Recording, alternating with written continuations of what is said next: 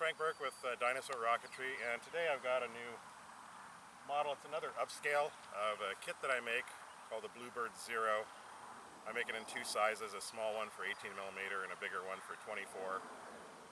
That's based on the old Estes kit, which was kind of they call it a German sounding rocket design. It had the German markings and this basic layout. The tails were the same size as the vertical fin on this one and the same shape, and I've just upsized them and moved them forward slightly to make wings, and I left the canard on there mostly for appearance and shortened it a little bit so that it would be a glider version.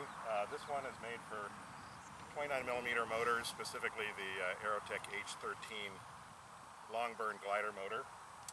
It's got 3-inch tubing, 42-inch wingspan, 9mm depth run wings and tail surfaces, and it weighs right at 32 ounces, ready to fly. Okay? Here we go. 5, 4, 3, 2, 1, start.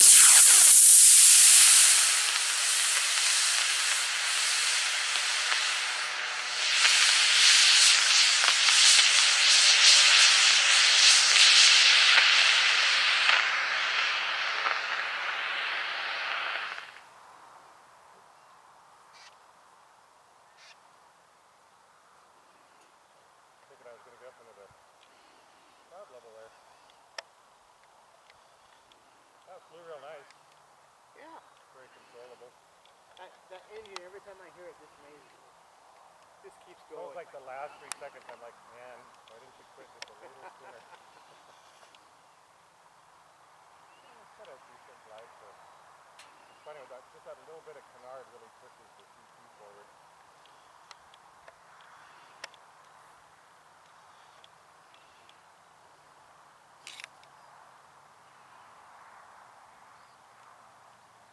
Oh, I can feel the rain. Just little droppy drop.